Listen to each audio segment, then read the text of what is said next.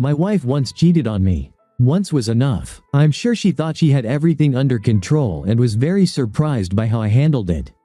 The unfolding events were a typical story. Married for 15 years, things had become quite boring. We grew apart, living in the same house, under the same roof but in different rooms. She distanced herself from me. At some point, I noticed that we were no longer partners, no longer confidants, no longer lovers. She left too many hints. I did some investigating and digging. It turned out she had an affair, at least an emotional one. She started complaining to me. It was normal, and I had stopped listening to her complaints and mockeries over the years. Now, with this new evidence, I not only heard her, I listened. She was unhappy with our marriage. She had fallen out of love with me. It was clear to me. If I had tried to bring up the fact that she was wrong, that we could fix our love, that I loved her and we could restore our marriage, she would have just distanced herself from me even more. She just looked at me, and in her eyes, I saw another bridge between us crumbling. To hell with all this, I said to myself, finishing my beer. I replayed our last argument in my mind over and over again. I was trying to find a way to win her back. After all, she was mine. It seemed, I thought to myself, that every time I tried harder to get my wife back, she drifted even further away from me. I sat up late at night, allowing my wife to sleep in our big family bed while I nursed my wounded feelings. Somewhere along the way, my mind kicked in, and a new way of thinking burst through. Why did I argue with her about what she was feeling? Indeed, why? At that moment, I realized that everything my wife had been telling me was true. A truth I couldn't just ignore or talk her out of. She was sharing her feelings with me, and here I was, arguing with her, telling her she was wrong, that she wasn't really feeling those feelings. How foolish was that? How can you tell someone they are wrong about their feelings? Well, it stopped right then. What she felt was what she felt, so why argue about it? So what was I feeling? Strange. No, actually, it was strange because, as I sat in the darkness on the couch thinking about my recent relationship with my wife, I realized that I too was unhappy. I was no longer sure that I loved her. I was in love with the idea of still being together and being married to my loving wife, but that wasn't reality, was it? This moment of epiphany shook me. It took me some time to put everything together, but now I had a plan of action. Whether it worked or not, at that moment, I didn't care because I now knew that what I was doing, and what she was doing, wasn't working. What does this mean? The definition of insanity is trying the same thing that didn't work over and over again, thinking it will work this time. I smiled, threw my beer bottles into the trash bin, and decided to sleep in the guest bedroom. All this was part of the plan. Frank? Linda opened the door to the guest bedroom and flicked on the light switch, depriving me of sleep. Why are you sleeping in the guest room? I squinted against the light until my eyes adjusted to the bright light. I stayed up late, didn't want to disturb you, I said. She looked at me, then shuffled off to the kitchen for some coffee. I'm not a coffee drinker, as I was blessed with the ability to wake up and be alert immediately. I jumped into the shower and prepared for the confrontation. Today, my step was springy. Linda sat across from me in the living room. I was in my usual position on the sofa. Linda clenched her fists. She was agitated, and I could feel she was about to say something. Frank, she began, this isn't working. I feel disappointed and lost, and I don't think I love you anymore. I sat and looked at her. She paused, then continued. Frank, I know we've been together a long time, but I think we need to get a divorce. The word hung in the air. I smiled as she nervously looked at me. That sounds good, dear, I said. She blinked. Frank, did you hear me? I nodded. Yes, of course, I heard you. You feel that it's not working, you don't love me, you want a divorce. I agree. Do you understand? Now she was bewildered. I stood up and approached her. I knelt down in front of her. Linda, I can't change how you feel. You don't love me. How can I argue against that? Can I tell you that you are wrong? No, you don't love me. Well, to be honest, there were many times in our life when I didn't love you either. If you feel you can no longer live with me, well again, how can I argue with that? Linda looked at me as if I were insane. However, deep down, I saw that she nodded to my keen ability to understand that what she said was true, and she appreciated it. Wait, you said you didn't love me? She asked. There were times, just like for you. She was a bit shaken. All the time she had played this little scene in her head, she never expected that I would react this way. I liked seeing how her emotions were reflected on her face. Well, I said, anything else? I need to leave tonight, so I would like to settle this now, if you don't mind. Are you leaving right now?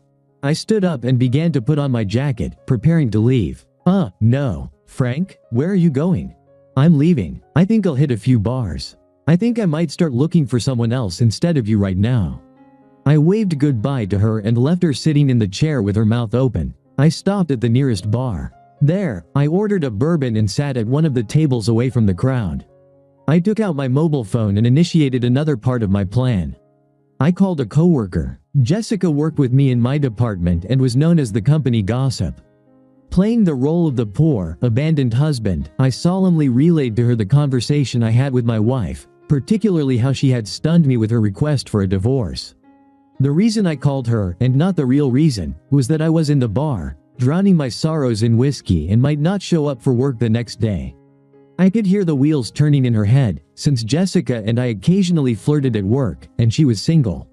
The next thing I remember is that Jessica invited herself out with me for the evening under the pretense of looking after me and being the friend I needed while I was in such a vulnerable emotional state. I met Jessica at a bar that I knew my wife and her friends often frequented. Was I concerned that someone might see me? No, my marriage was apparently over. My wife didn't love me, and frankly, I didn't love my wife Linda at the moment either.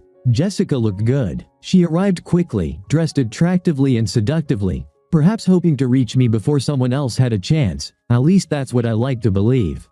But when she saw me, she was somewhat surprised that my body language and mood did not match the news I had relayed to her over the phone. The smile on my face didn't help either. "Frank, what's happening?" she asked, sitting next to me with a puzzled expression. I raised my hand and pointed to my ring finger, which was now bare. "She wants a divorce, that's how she feels. Why should I fight it?" I called the waiter over and ordered another drink. Jessica ordered her usual Cosmo. "Frank, over the phone you seemed more upset." "Jess, we've been unhappy for a while. I finally realized that maybe I don't love her like I used to. She wants this divorce, so you know what, I'm not going to fight it. She wants to leave? Fine. I'm not going to lie around, forgotten and unloved." Jessica took a big sip of her cocktail. She sat and looked at me. Now I realized that I was having an effect on this woman. Whatever my attitude, I noticed it was confusing her. "Maybe we should dance?" I didn't wait for her response, just grabbed her hand and led her to the dance floor. "Frank, what are you planning to do?" I held her closer to me. "I'm going to give her everything she thinks she wants. I'm going to do whatever I want. Right now, I want to dance with you. In fact, I've wanted to dance with you for a long time. Now I can." She looked into my eyes and smiled. "If you're trying to get back at her." I raised an eyebrow. "Maybe." She pressed her whole body against me, feeling comfortable and warm. "I'm okay with that," she sighed. We lost track of time. It was so nice not to worry about having to call home to tell Linda when I would be back. Jessica was fun, intelligent, and we flirted all evening. She was completely mine. She knew it. I knew it. But I didn't take her home with me. It was really nice to know that someone wanted me. My wife had bruised my ego, but Jessica had bolstered it.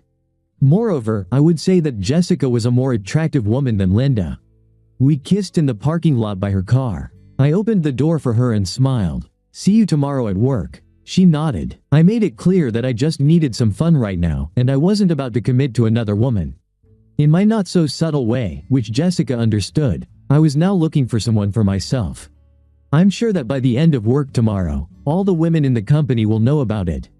I would like to tell you that I am a calm man, but the truth is, I was looking forward to rubbing this in Linda's face a bit. "Where have you been?" Linda snapped at me when I entered the house. She was in bed, but as soon as she heard me come in, she got up to meet me. I put away my coat in the closet and started to undress for bed. "I went out," I said. "I told you I was leaving. Why should you care?" Frank, I was a bit worried you might do something bad to yourself." I smiled at her. "Linda, I know how you feel. I'm okay with it. You want a divorce, I will gladly give you one. I'm far from wanting to force you to live with someone you no longer love." I took my pillow and clothes for the next morning and headed to the guest room. "Frank," Linda called out hesitantly. I stopped, shifting my things to the other hand. "What?" She looked down. She couldn't face me. "I don't understand. I mean, you don't have to sleep in another bed. Are you suggesting that you will sleep in another bed? Move out of our bedroom?" I didn't want to make it easy for her. She gasped and wiped away a tear. I didn't mean that. I mean, you can share the bed with me. That is, if you want to. If you don't want to." Well, I guess I could move to another room. She was nervous. The thought of actually moving out of her bedroom was something she had never anticipated. She held her breath in fear that I would make her do just that. I spared her the agony. Well, this bed is more comfortable. I'll stay here with you if it's not too much trouble. Her face brightened. Oh yes, that would be wonderful. I mean, it's no problem for me. Then it's settled, I said and tossed the pillow back onto the bed. She wanted to talk, but I was too tired and told her to go to bed. We would have time to talk later. Indeed, by the next evening, 3 women at work had made advances towards me. I even had a friend give me his sister's number. She was a widow and had been struggling to find someone to date. I arranged dates for the upcoming week with all 4 women, including another one with Jessica. I intentionally kept this evening free because I needed to talk with Linda. We needed to sort everything out. I suppose she needed to live her own life. I returned home and faced Linda. Carol saw you last night at the bar. She said you were with a woman. Who the hell was she? What were you doing together? Carol said the 2 of you looked very comfortable with each other. I could have exploded at her. I could have yelled at her, called her an easy woman for hanging out, talking to men, neglecting me, drifting away from me, but I didn't. I smiled and told her I would answer her questions after I change. She tried to challenge me, but I ignored her and went to change into my home clothes. Once comfortable, I noticed that Linda was staring intently at me. She was ready for a fight. Her eyes were close to tears, but her body was tense with anger. It was Jessica from work, I told her. I didn't deny it. I'm sure she thought I would start making excuses, but I didn't. What were you doing together? She asked accusingly. I looked at her and simply said, we were on a date. On a date? She shrieked. I nodded and continued to sit calmly. You have no right. We are married. What makes you think you can do that? I stood up, got a drink from the kitchen, and sat down again.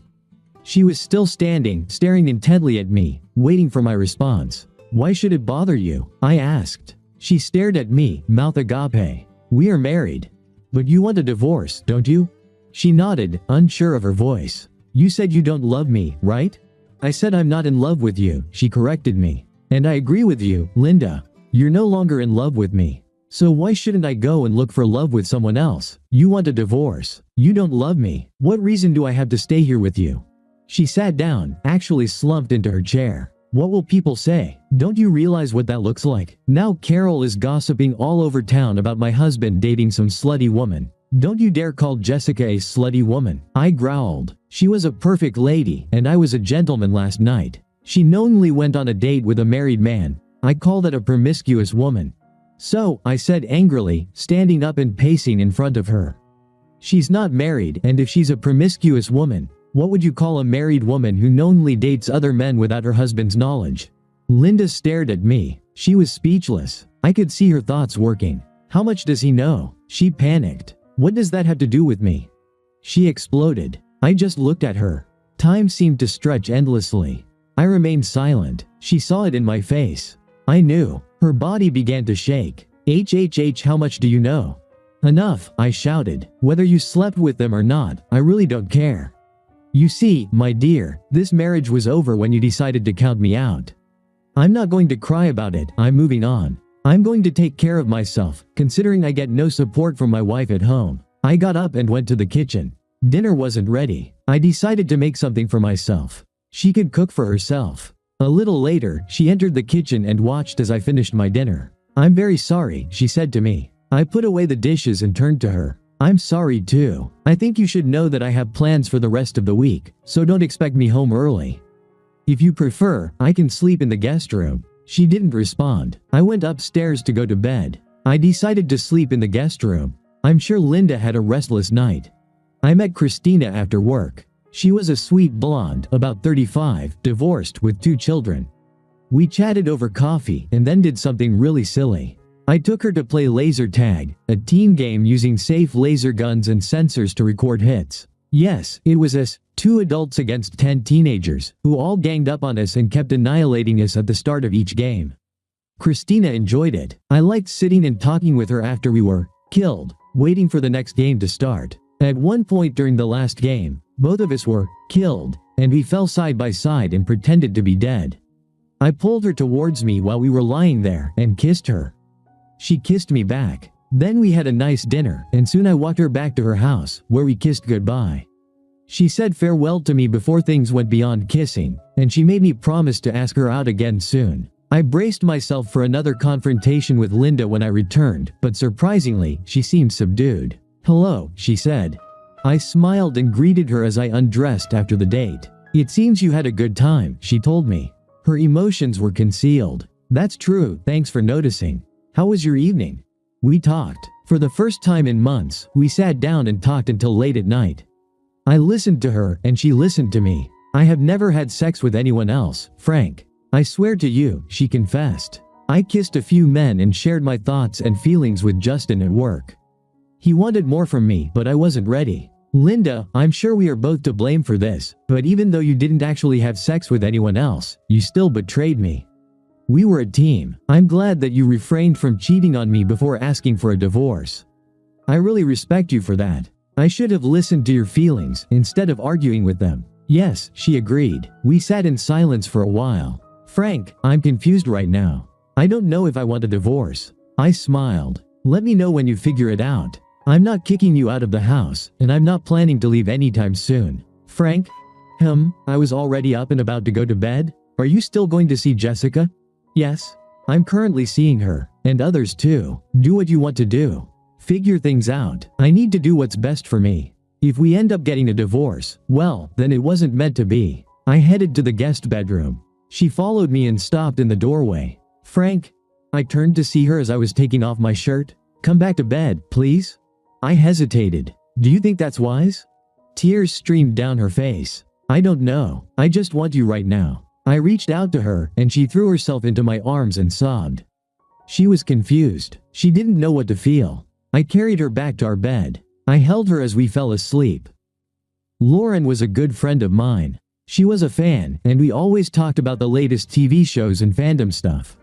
We were at a neat bar with live music, which she was eager to go to, but none of her friends or dates were interested.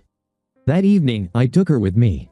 It was fun, and although we had occasionally flirted at work, there was absolutely no chemistry between us as romantic partners.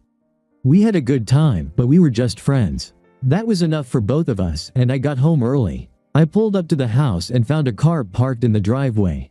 My jealousy briefly reared its ugly head, but I calmed down and reminded myself that whatever happens, happens. There's no point in worrying, right? I learned this from my psychiatrist while being treated for my fear of flying. Instead of panicking and thinking, "Oh God, I'm about to get on a plane," he made me shift to an excited and anticipatory tone.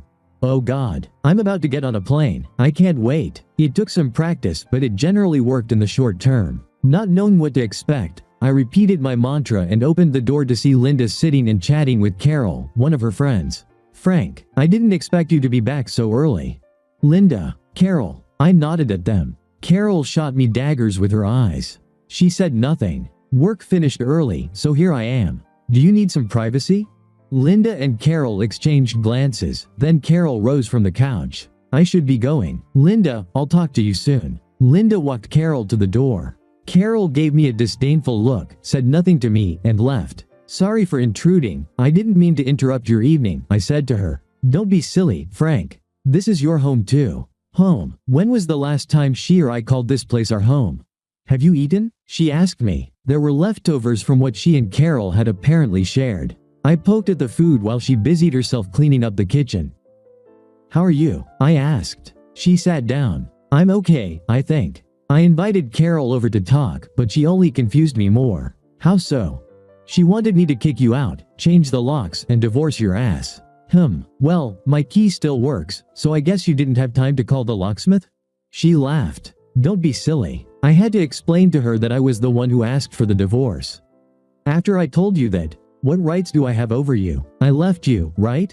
She looked intently into my eyes. That last part was a question she desperately wanted an answer to. I wanted to jump up and dispel her fears. Tell her that I still belonged to her. But I didn't. I said nothing. In the past, my assurances would have pushed her away. Maybe this new non-committal stance might have a different impact on her. Changing the subject, I blurted out, "I'm afraid I have some bad news. My date for tomorrow night canceled. Now I'm stuck with concert tickets. Maybe you'd like to go with me instead of another girl?" Her face brightened. "Oh, Frank, I would love to. I mean, if you want." I shrugged. Well, I could give these tickets to someone at work. No, she said decisively. I mean, I would be happy to go. Happy to go with me? She blushed and nodded. Are you sure? I asked. Yes, she whispered. I smiled. This could be fun. I broke the news to Heather. She was disappointed, but such is life in the dating game. Linda was dressed and ready to go when I picked her up after work. She looked good. She was dressed to impress. I was almost certain she dressed that way to impress me. I didn't know much about this band. Heather had suggested we go to this concert, so I bought the tickets. They were good. Loud, but good. I wasn't surprised when we ran into Heather. I saw that Linda was surprised by how good Heather looked, and she quickly realized that Heather would have been my date tonight. I apologized to Heather, and she looked at Linda. Heather, this is Linda. Linda, Heather was supposed to be my date tonight, but something came up. Usually, when I introduced Linda, I always called her my wife. This time I decided not to, and Linda noticed right away. Heather, it's so nice to meet you. I'm Mrs. Donaldson. She looked Heather directly in the eyes, and something passed between the two women. Heather was smart enough to apologize and said she'd see me at work the next day. Linda was seething with anger. She grabbed my hand. Frank, where's your wedding ring? I shrugged. At home. I took it off after you asked for a divorce. I don't need it anymore. Linda was once again at a loss for words. Honestly, it was fun to render her speechless. Frank, we aren't divorced yet. I smiled and focused on the music. Several times I went to the bar to refill our glasses. Each time, Linda watched me like a hawk. Every time I was at the bar, some woman would approach me and I would chat with her. I made one laugh and she even slipped me her number. Linda saw all this but said nothing. Actually, I'm not a ladies' man. I can flirt a bit, but I've always been respectful and never pushy. After Linda asked for a divorce, I allowed myself to be free. I discovered I had a rather blunt knack for flirting, and now that my restraint was gone, I found I didn't need to hold back. I wasn't the handsomest guy around, but I always had the ability to be witty, and I found that women seemed to appreciate my humor and frankness. For the first time in a long while, Linda saw me in action. I think it surprised her, but she must have realized that the same tricks, moves, and flirts had once captivated her heart. Tonight, I think she remembered just that. She was silent all the way home. I was silent too. Once we were home, we began to get ready for bed. Frank, where is your wedding ring? I pointed to the sock drawer in the dresser. She walked over and opened it. Reaching in, she grabbed the gold ring and pulled it out. She looked at it, then at me. The weight of the symbol hit her, and her eyes filled with tears. It's yours now, I told her. I think you should throw it away or sell it. She looked at me. What should I do with it? She asked hesitantly. I think whatever you want. The ring is a symbol of our love for each other, our marriage. At one point, it was a shield, a warning that its wearer was unavailable to others. I highly doubt most people appreciate and recognize what this symbol means. I know that for me, this ring helped fend off other women. I hoped your ring would do the same for you. Ever since you decided not to live with me anymore, I think I no longer need this symbol to protect me.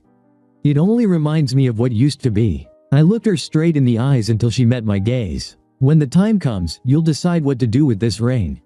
I approached her and closed her fingers around the gold band. She watched me and took responsibility. Frank? I was just falling asleep when she called out to me. Thank you for the evening. I enjoyed the concert and spending time with you. Anytime. I drifted back to sleep. In the morning, breakfast awaited me. Linda had made eggs and bacon. She was an excellent cook, and I appreciated her efforts. I noticed that Linda hadn't taken off her wedding and engagement rings. I also saw her fidgeting with them as she ate with me. That morning, Carol called me at work. Carol, I'm surprised to hear from you. What can I do for you?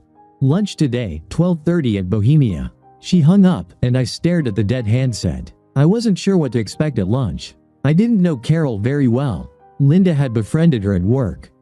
She looked pleasant, but she had never been very friendly towards me. She was one of Linda's friends whom they often talked together. I entered the bar where I had invited Jessica that first evening. She was already sitting at a table covered with a white linen tablecloth, and she waved at me. Her face was tense and stern. Likely, this conversation would not be pleasant. As soon as I sat down and my order was taken, Carol fixed me with a glare. What the hell are you up to? Linda is in agony, and you're pulling this stupid stunt, dating other women right in front of her. For the first time, I felt myself blush. It was partly embarrassment, partly anger. I quickly shut my mouth before I could say something I would regret. I realized immediately that anything I said or did at this lunch would be reported straight back to Linda. She watched me as I regained control of my emotions. I spent a long time contemplating how to respond. Finally, I began to speak. Carol, how much do you really know about what's going on with Linda? I know her husband is acting like a complete idiot. She growled. People around us looked in our direction. Carol, stop talking nonsense. Answer my question honestly, and I'll answer yours. I have nothing to hide, do you? Carol swallowed and was relieved when our waiter chose that moment to bring our food. I sat and waited. Linda is confused, Carol admitted. So confused that she needs to see other men to sort out her thoughts? Carol blushed and took a sip of water. Linda has had her weak moments, Frank. I bet, I said sarcastically. We've been trying to help her figure things out, Carol replied. You see, my dear Carol, this is where I take exception. Why are you and your friends taking it upon yourselves to help her sort out her marriage? Carol was silent. Really, what business is it of yours? Linda is my friend. And so what? I said. I should be her best friend, her partner, her life companion. Don't you think that if she had any problems, she should have talked to me first? Don't you think she should have come to me to sort things out? Instead, she goes to her friends, who apparently are such good and responsible people that they take her to places where she can sort out her feelings with other men. Men who apparently don't care that they're kissing another man's wife. Carol went pale. No, she turned very pale. It seemed like she suddenly lost her appetite. Somehow, Carol had unleashed my anger. She was just another foolish, so-called friend who decided to meddle in other people's affairs. Let me ask you something, Carol. Are you married? She shook her head no. Have you ever been married? Another shake. Do you have a degree in counseling? No. So what gives you the right to advise someone about marriage? You've never been married, so how would you know what it's like? What gives you the right to meddle in someone else's marriage? She gasped. But I'm her friend. Not from where I'm sitting.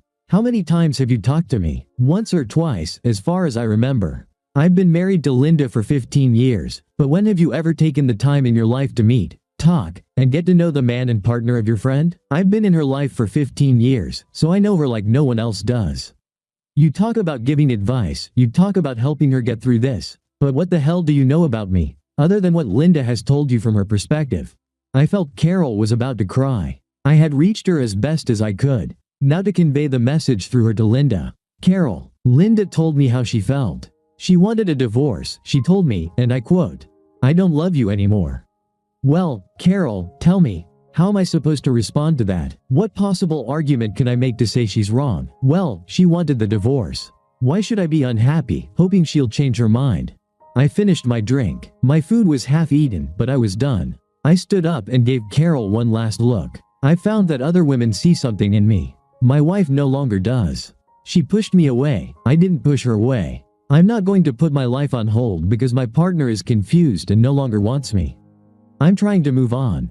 How she feels about that is her own affair. I'm no longer trying to convince her or tell her what she should feel. Now, I can accept that. With that final statement, I left before Carol could say anything else. I knew that as soon as I exited the restaurant, she would be on the phone with Linda. At that moment, I had something to think about. That evening, I was going to meet Janet. Things went very well with Janet. She was different from the others. She was a younger black woman, very beautiful and very attractive.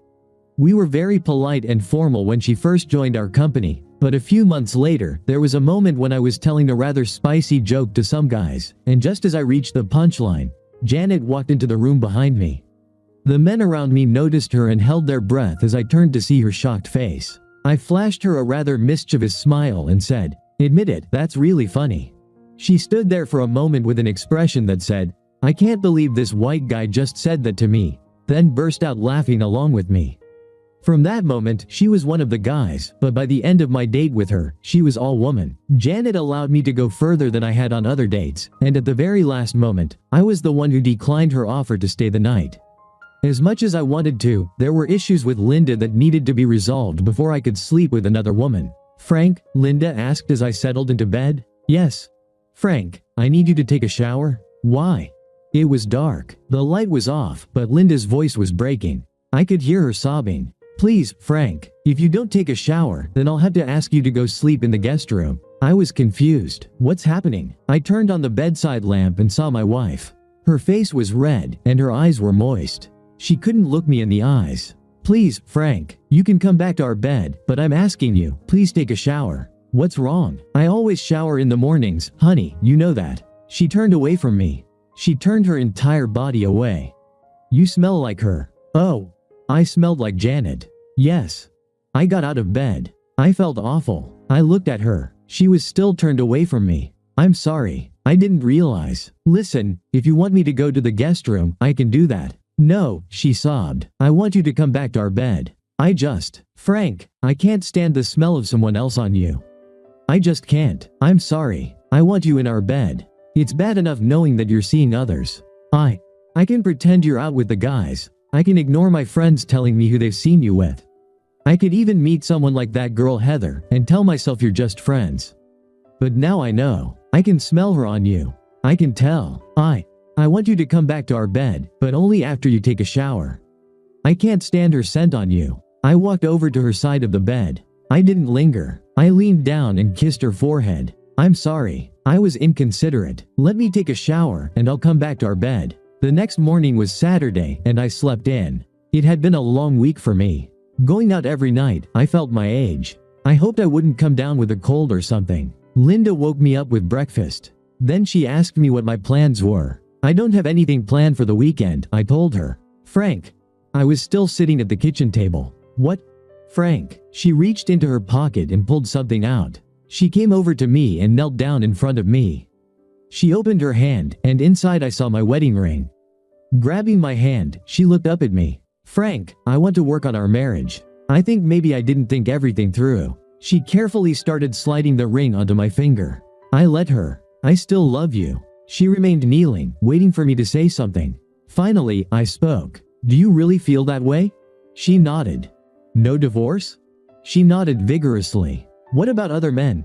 There's no one else but you. There it was. Now came the most delicate part. You all might think I'm crazy for this, but I went ahead anyway. You need to understand that I will still occasionally see other women. Linda swallowed. We sat like that for a long time. Our eyes met. Throughout this process, I learned something about my wife. I was confident about the outcome. Finally, she nodded. I suppose I shouldn't be surprised, she said. I think I'm in love with you too, I told her. I grabbed her and kissed her. I kissed her passionately. She kissed me back. As it turned out, Linda had low self-esteem. I treated her well. Well, not entirely so. Over the years, we had drifted apart. My biggest mistake was not acknowledging her feelings. Every time she shared her feelings, I argued with her. Do you know how harmful that is? How arrogant it is for someone to tell another person that what they feel is not true. All it did was build up resentment and hostility towards me. Over time, I pushed her to the point where she no longer valued what she had.